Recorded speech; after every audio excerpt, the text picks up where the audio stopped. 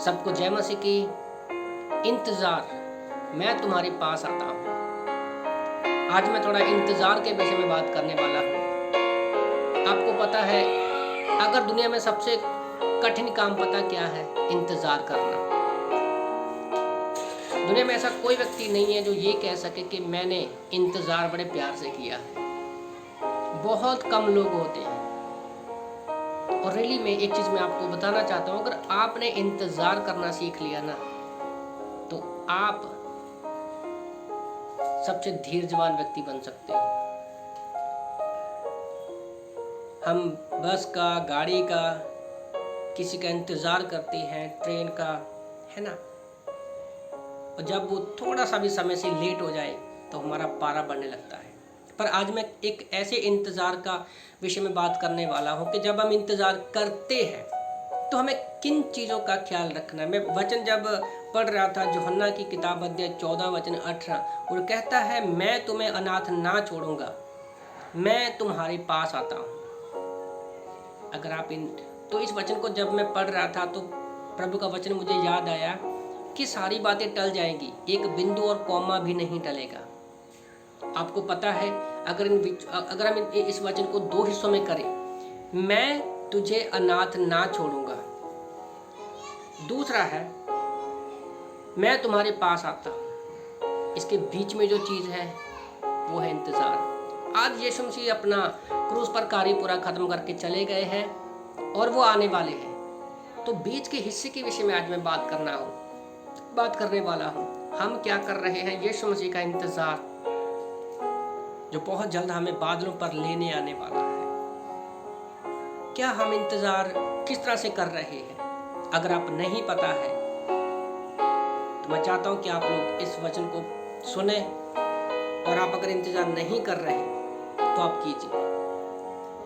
जैसे हमें जब इस इंतज़ार में हमें अनुग्रह और सच्चाई के साथ, जैसे यीशु मसीह पैदा हुआ यूहन्ना 1:18 में, तो हमें भी अपने जीवन को सच्चाई और अनुग्रह से जीना है। इस इंतज़ार के समय में हमें अनुग्रह और सच्चाई से जीना है, क्योंकि यीशु मसीह यूहन्ना 1:18 के अनुसार सच्चाई और अनुग्रह से पैदा हुआ।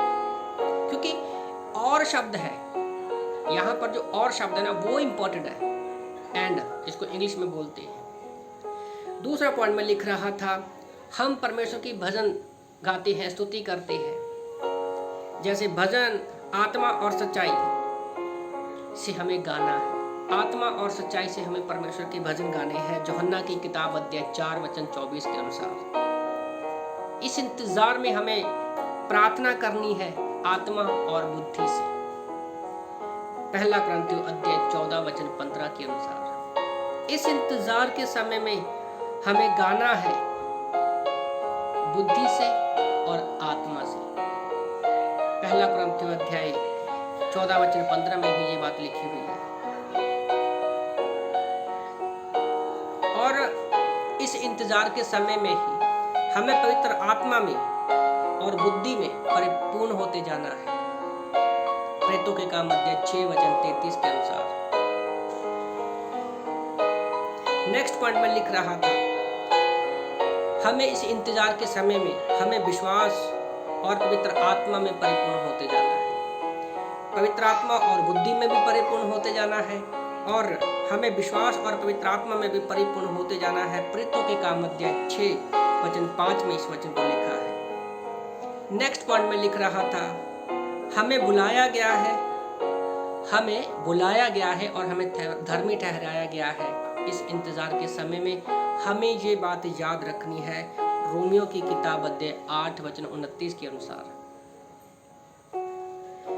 नेक्स्ट पॉइंट में लिख रहा था, हमें हमेशा सुनते रहना है और सदा हमें सुनना है और सदा विश्वास करते रहना है इस इंतजार के समय में, निर्गमन की किताब अध्याय 19 वचन 9 के अनुसार। तो ऐसे अगर इन पॉइंट्स को आप अपने जीवन में लागू करोगे तो हम जो परमेश्वर का इंतजार कर रहे हैं और जो परमेश्वर हमारे पास आने वाला है, तो हमारा विश्वासी जीवन, इंतजार जो हम कर रहे हैं, वो कभी बोरिंग नहीं होगा। तो इन वचनों से प्रभु आपको आशीष दे। आमीन।